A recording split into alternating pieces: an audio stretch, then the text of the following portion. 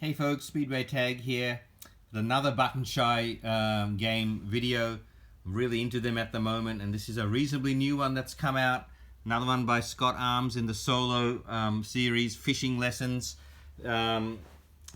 Boy, this one's really surprised me. Reason that is because I'm not usually into programming games. I don't mind them, but I'm definitely not into memory games, and this combines programming and memory. And I've seen a couple of reviewers say the same thing for some reason. What is it about those two mechanisms that irritate people? I don't know. But so why did I buy it if I don't like those two mechanisms and I know that it employs those two mechanisms? Well, it's Button Shy and it's new and I just have to have it. And I love that feeling of it turning up in the mailbox. Because anyway, and you know, I've always wanted a fishing game. For some reason, I just don't have one. It's a theme I've always wanted, and when it's coupled with Button Shy, I thought, wow, that's going to be great. I've got to get it. But okay, so the mechanisms are not usually things I like, but I thought I'd give it a try anyway to see if it wins me over. You know what? It hasn't totally won me over with those mechanisms, but I like how they're employed here. The game's really good, and that's saying something. If it's using mechanisms that I don't normally like and I still like the game, imagine if you like those mechanisms. You're going to love this game. Okay, Leyland Williams is an old man who's passed away, and he's spent his lifetime fishing, and he's teaching his family how to fish. That's why the characters in this game are beautifully thematically tied to his family. They're all members of his family. This is his son-in-law. This is his wife. Okay, there's his brother and his granddaughter, Zoe. On the other side is the grandson and the daughter, Aria. So there's 6 different characters you can play. Each one has a little story about their relationship to Leyland, but the main thing you're looking at on those character cards is the goal to win the game, which I'll explain to you in a minute. The 3T means 3 of the T-type fish and 2 of the C-type fish. You've got to catch those 5 fish to win the game. You see it's different on every character, the goals. You can see that. Okay, we've got this beautiful lake laid out in front of us, 7 cards face down. Underneath them are fish, and these cards will eventually get turned over and you'll be catching these fish, the bluegill, the silver carp. What else here? There's another silver carp, there's a flathead catfish, and so on. Beautiful artwork, isn't it? It's magnificent.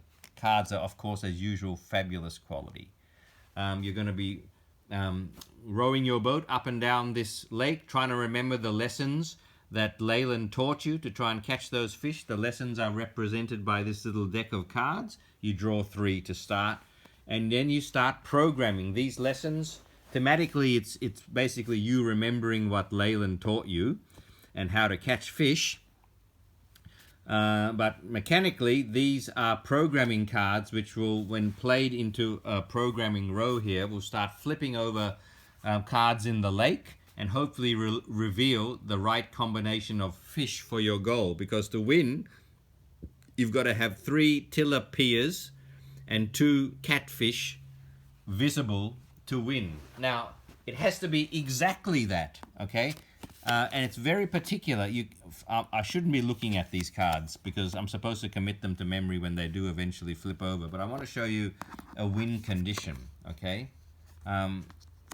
So, for example, if I had this flipped up at the end of a turn, you see there are 2 tilapias, but 3 catfish, okay? That's not the right goal, right? I want 3 tilapias and 2 catfish, right? Is there another tilapia over here? Yes. Let's say this is flipped over, okay? Now there are 3 tilapias at the end of a turn, but there's 3 catfish. That's too many. I have to have exactly 2 catfish. So this wouldn't win me the game either. This would win me the game, okay? If this was on show at the end of the game, every card is being used to contribute to the goal, and there's exactly 2 catfish and 3 tilapias. If this card over here was showing as well, even though I've got the goal here, I still lose because I've got a card showing that doesn't contribute to the goal. So that's a really nice little spanner in the works with this game. Let's put everything back how it would start. But that's how you fulfill your goals. You have the fish you need on the goal there showing. The way you play is you take a turn by just looking at your hand of 3 cards, deciding, okay, how are these cards going to start flipping and unflipping cards in the lake to get my fish to show. That boat's also going to move up and down. You'll see how that works. But let's say I play this card to start.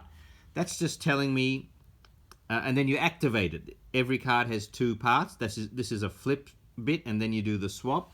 Most of them have a flip and then a move. Okay, the move is when your boat moves at the top of that lake. But just to activate this card, it's telling me, see, it's telling me to flip the card directly below my boat. So I would flip this one over. And now I've revealed 1 catfish and 1 tilapia, which is really good because those are the fish I need to catch. So thematically, I've remembered a lesson Leyland taught me, and I've caught 2 of the fish I need. Super. Now I've got to swap 2 face down cards. So maybe I'll swap these 2 face down cards. Yeah, it looks like I'm doing that randomly because I am, but hopefully I've put a bit of thought into that. Okay, you draw another card. Right, this time you play another card into the row. And if I do this, if I choose to play that and put it in the row, I now have to come to the start and activate every card. So not just the card you played, every card. So I have to do the flip again. So now this is going to be flipped back face down. So hopefully I remember that there's a catfish and a tilapia there. And then I've got to swap 2 face down cards again. Maybe I'll swap those 2. And then I come to the second card and I have to do this flip, which is 3 cards underneath my boat have to be flipped. So these ones get flipped again. So you see how this works, right? Cards keep getting flipped according to your lessons, and you've got to time it in and program it in such a way that you get the fish you need showing. Okay, so after that flip, I've got to do this, move 2 or 3. That's basically moving my boat to those many spaces over the lake. That really feels thematic, how the boat is floating along the lake looking for fish. Okay, at the end of each card, if you're playing on easy mode, you're going to look to see whether you fulfilled your goal. So at the end of the first card, did I fulfill my goal? No, remember I only had these 2 showing. At the end of the second card, did I fulfill the goal? The goal is 3 tilapias and 2 catfish. Geez, I hope I'm pronouncing tilapia correctly. Apologies, fishermen, if I'm not. Okay, so after this card, I checked, did I fulfill my goal? Well, I've got 1 tilapia and 3 catfish, so no, I didn't. So the game continues. Draw another card.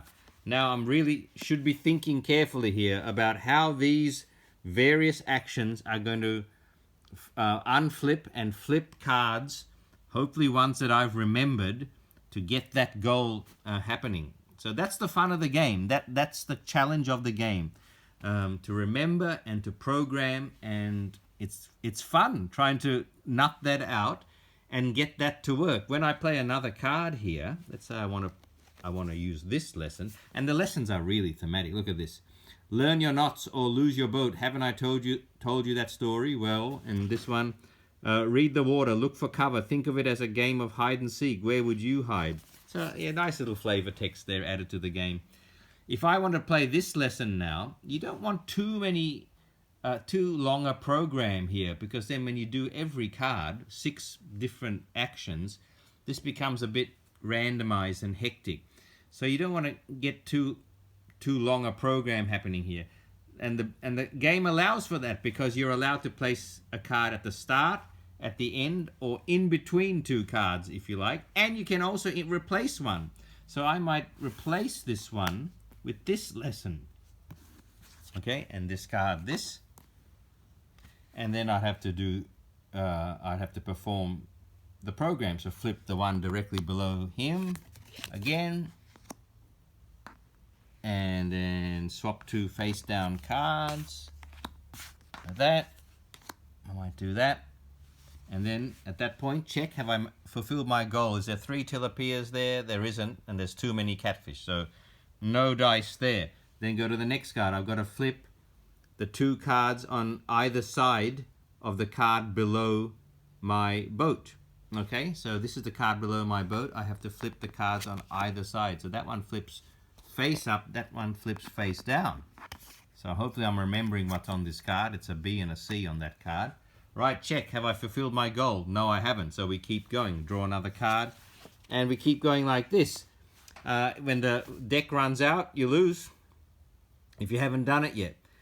That's the easy way of... That's the easy mode, right? If you're playing the medium mode, you'll only win if your goal is revealed here. The right fishes are revealed here after you get through the whole program each turn. And the super hard, difficult version is only after the very last card of the deck has been drawn, and at the end of that program have you got your goal. So that feels almost impossible, and it almost feels like going too far there. Like you'd only really be concentrating a lot towards the end of the game. It would make the first half of the game a little bit unnecessary. I kind of like the medium difficulty best, where at the end of each turn you go through all your cards in the program for that turn, and if you've got the goal, then you win. So remember, you have to get the exact number of fish, and you can't have cards face up that are not contributing to the goal. That's how you win. It really does feel like fishing. It feels like you're remembering Leyland's lessons. It feels like you're driving a boat up and down a lake. It's very, very nicely done. As usual, card quality, artwork's fantastic. I recommend this, especially because I don't normally like programming games, and especially memory games. So I hope that's a tick of approval for any of you who do like that kind of mechanism, because you're going to love this. And it's solo, and that makes it even more attractive. Okay, thanks for watching.